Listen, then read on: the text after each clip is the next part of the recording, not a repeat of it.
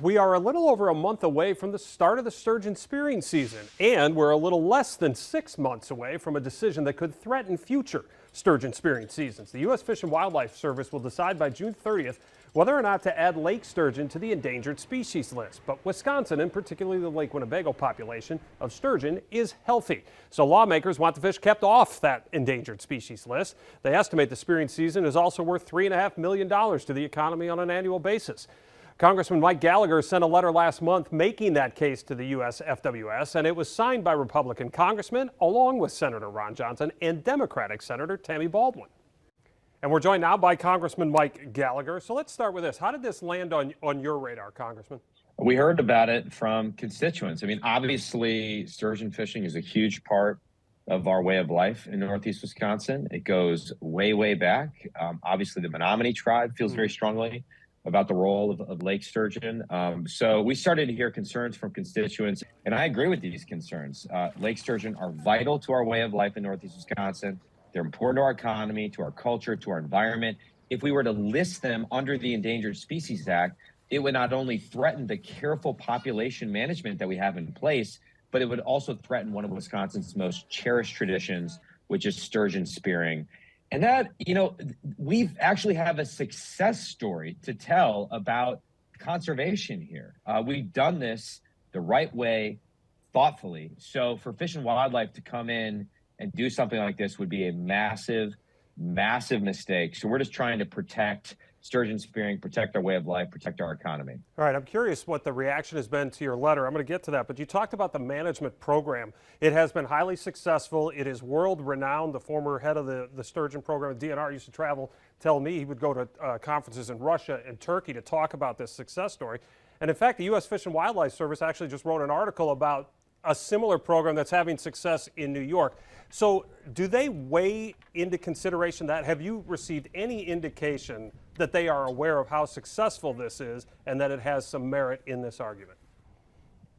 Well, this is a bipartisan effort, a bipartisan letter. So my hope is that having communicated these concerns in a bipartisan fashion, that Fish and Wildlife will take them seriously. And to your point, and we don't yet know what the reaction to the letter has been, as well as the reaction to a lot of statements that I've made to them and the outreach I continue to do to Fish and Wildlife leadership.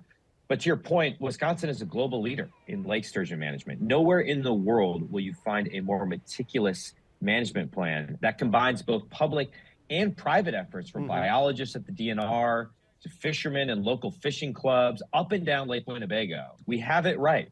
We have a model, and so we just don't want the federal government to come in and screw the whole thing up. Interesting that you put it in that term. One of the things that... Well, the federal government is good at screwing things up. So I've gotten a window into this the last 7 years. So we have to protect Wisconsin from the idiocy of the federal government. Okay, and fair enough. I'm going to leave it stand right at that. Let's ask, one of the things that could happen here, if it does wind up on the list, is an exemption. Have you guys investigated just how often those actually take place?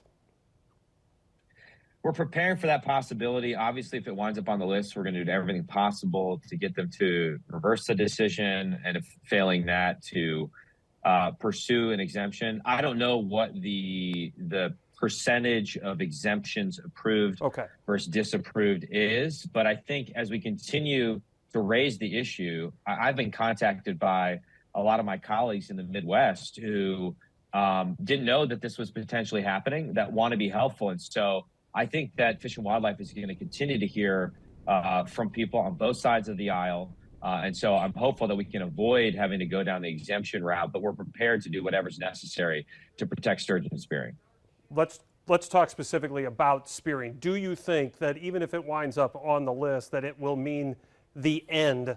I mean, is it if A, then B, or is it possible spearing could continue? Because even the head of the group that asked U.S. Fish and Wildlife Service to do this assessment to see if it needs to be on the list, they don't even have a problem with the sturgeon spearing season because of it's highly regulated, there are quotas, it's a very short season. So are you confident that if this lands on the list, that is the end of spearing?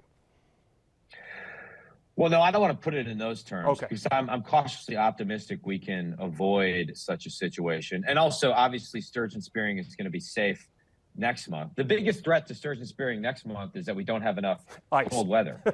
People may get mad at me for rooting for cold weather, but we need it. So 2024 will be fine, provided there is ice. The decision is required to be made by the end of June. Right. But if they make a dumb decision, that could create problems in 2025. But again, I don't want to create unnecessary alarm. I'm cautiously optimistic that we can convince, cooler heads and common sense to prevail here. I'm curious, do you have a personal experience at all with spearing, since part of it is in your district? I have a personal experience, at least a few of the last years, watching people do sturgeon spearing and then drinking beer at the bar afterwards, as there was a big sturgeon laid on a pool table. So that's basically where I can contribute most productively, is by cheering on the experts and then celebrating the successful spearing of a sturgeon with a cold beverage. That's where I really feel like that's my unique niche in the Northeast Wisconsin team. That is a big part of the time-honored tradition that is sturgeon spearing. Congressman, thanks so much. Good to see you again. Thank you.